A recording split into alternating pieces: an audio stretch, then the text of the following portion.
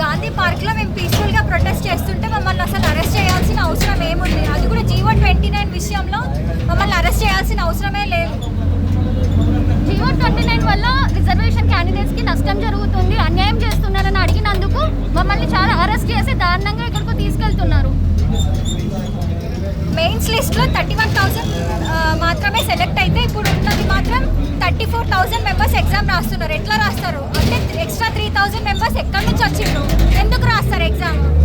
Responsibility అంటే exam conduct చేయడం మాత్రమేనా? ఎలా కండక్ట్ చేస్తున్నారు అనేది ఉంటుందా? ఎన్ని కేసెస్ ఉన్నాయి? ఒకటి ఎస్టీ కేసు, ఒకటి జియో 29 కేసు, ఒకటి ఈడబ్ల్యూ కేసు, ఒకటి ఫిజికల్లీ హ్యాండిక్యాప్డ్ కేసు. అన్ని కాన్స్టిట్యూషన్ని ఛాలెంజ్ చేసే కేసెస్. ఫిజికల్లీ హ్యాండిక్యాప్డ్ కేసులో హారిజాంటల్గా తీసుకోవాలా, వర్టికల్గా తీసుకుంది టీజీపీఎస్సీ? అంత బేసిక్ విషయం తెలియదా గవర్నమెంట్కి?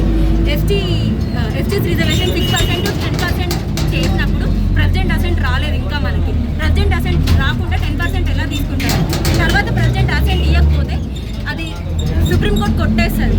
తర్వాత ఏం చేస్తారు? ఇప్పుడే కదా న్యాయం జరుగుతుందని కోర్టుకి వెళ్ళి వెయిట్ చేస్తూ ఉంటే వాళ్ళు న్యాయం చేయట్లేదు అని మేము రోడ్డు మీదకి వస్తే మమ్మల్ని అరెస్ట్ చేస్తున్నారు. అంటే న్యాయం అడగొద్దా? అన్యాయం చేస్తుంటే అట్లనే చూస్తూ ఉండాలా? మీరు ఎగ్జామ్స్ పెడితే మేము పేపర్స్ లేక ఎగ్జామ్స్ రాస్తూ ఉండాలా?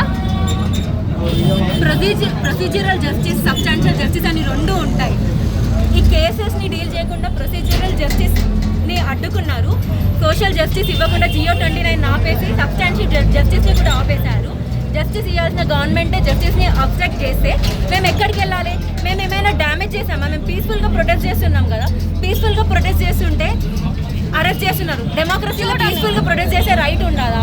ఏ ఇష్యూలో అయినా వ్యాలిడ్ పాయింట్స్ మాకే ఉన్నాయి. అయినా కూడా పెద్ద పెద్ద గవర్నమెంట్ ఇన్స్టిట్యూషన్స్ని కూడా మీరు ఎట్లా ఇన్ఫ్లుయెన్స్ చేస్తున్నారు? ఇవన్నీ కేసెస్ పక్కకు పెడితే hall tickets, prelims hall tickets numbers, mains hall tickets numbers change అయ్యాయి. నార్మల్గా డిగ్రీ ఎగ్జామ్స్కి, యూనివర్సిటీ ఎగ్జామ్స్కి same hall ticket through out 3 or 4 years ఉంటుంది. అలాంటిది ఇప్పుడు ఎలా చేంజ్ చేస్తారు? అండ్ ఇన్స్ట్రక్షన్స్ ప్రకారం అంతకుముందు హాల్ టికెట్లో ఆన్సర్ షీట్లో వాళ్ళే హాల్ టికెట్ నెంబర్ ఇస్తా అన్నారు. ఇప్పుడు మేమే రాసుకోవాలట. అంటే దాని ఉద్దేశం ఏంటి? దానికి రీజన్ ఏంటి? ఇన్స్ట్రక్షన్స్ చేంజ్ చేయడానికి కారణం ఏంటి? స్టేట్లో హైయెస్ట్ పోస్ట్ అయినా సరే గ్రూప్ 1కే ఇట్లా జరుగుతుందంటే నెక్స్ట్ పోస్ట్లో కొంచెం ఆలోచించుకోవాలి.